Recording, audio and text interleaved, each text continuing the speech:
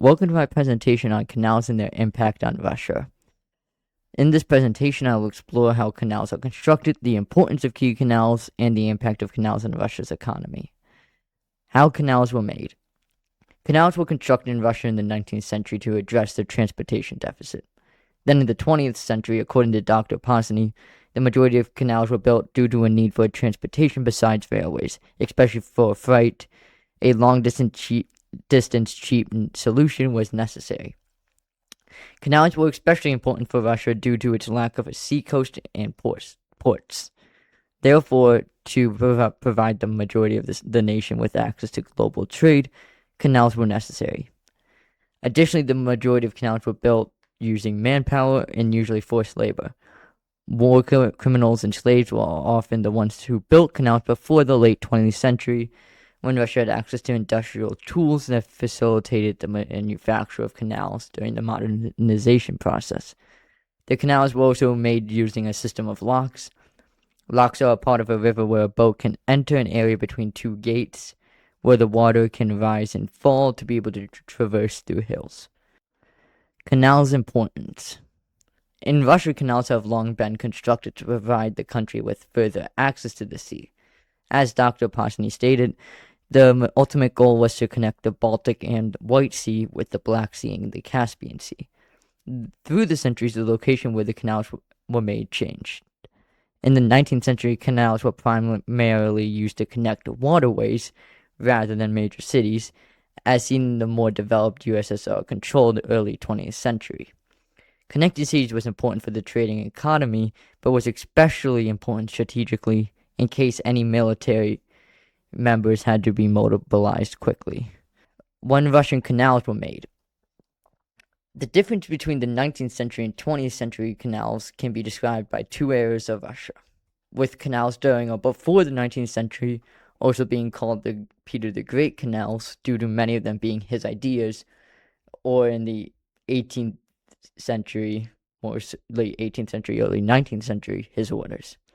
And then canals in the 20th century, primarily between 1920 and 1950, are usually considered Soviet Union canals. Peter the Great canals. Peter the Great made many canals, such as the Mervin system, the Vishny-Volytsk system, and the Volga-Don Canal. These canals were all originated by him, but they all weren't executed by him. But one of them that was executed by him was the Mervin system. This system links the Volga with the Neva, which links to the Gulf of Finland, giving the access from the Volga to the Gulf of Finland and the Baltic Sea.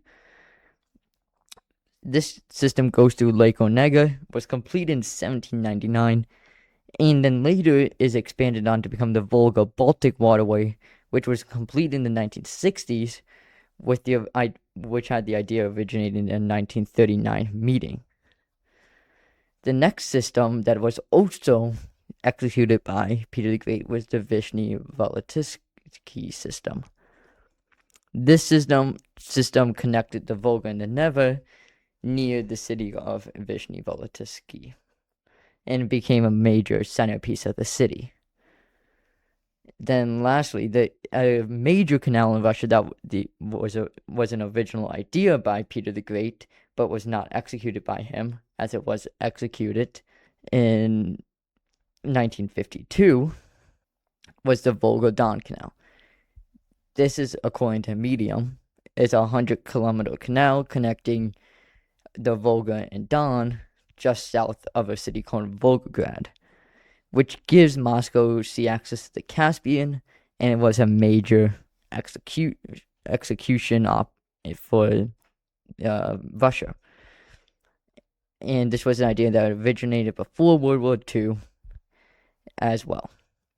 Soviet Union canals. The goal of the Soviet Union was to primarily connect Moscow with the 5 seas, the 5 surrounding seas of Russia, which are the Baltic Sea, the Caspian Sea, the Black Sea, the White Sea, and the Barents Sea, otherwise known as the North Sea. One of the major steps at this project was the creation of the Moscow Canal, which is an 80-mile canal connecting the Moskva River in Moscow to the Volga River, which runs to the north of Moscow and then runs to the east of Moscow. This canal was finished in 1937, had 11 locks, and shortened the trip to a major industrial center, Nizhny Novgorod, by 75 miles. Another major project of the Soviet Union in their goal was the White Sea to Baltic Canal. This canal connects the White Sea to Lake Onega, joining the Volga-Baltic waterway that expanded from the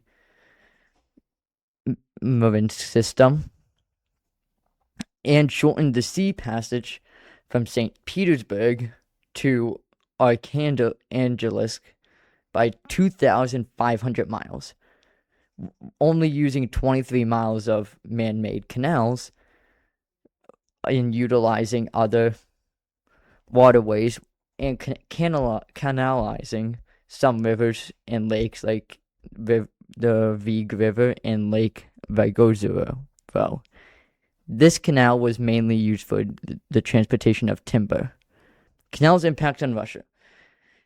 The most important thing for canals in Russia is the fact that they give a lot of the nation access to the sea.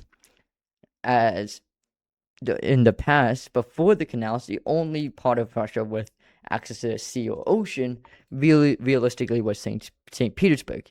The canals give Moscow and other inland cities access to the sea, which the majority of Russia lacks. But due to the need for canals throughout Russia, they now have the largest canal system in the world, and due to the large quantity of canals, canals have shortened the travel distances for freight by extraordinary margins. And then, additionally, though, canals only counted for 11% of transportation in Russia in 1940, compared to the 33% of transportation by canals in the USA at the same time.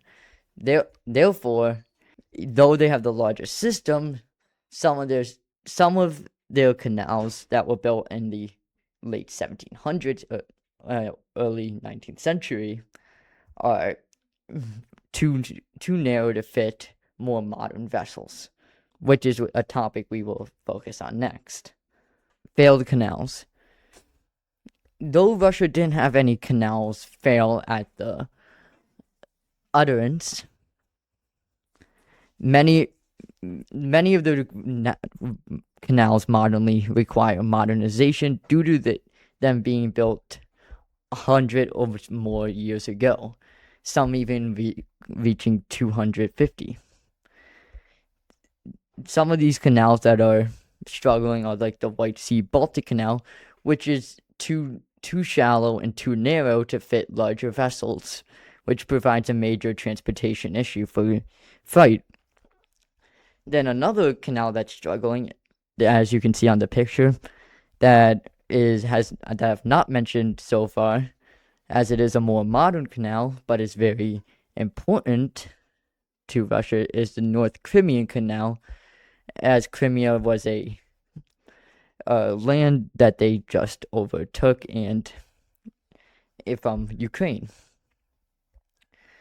But this canal, due to the Russia-Ukraine war, has been blocked off by Ukraine and provides transportation issues in the region. I hope that you enjoyed this presentation, and I will catch you later.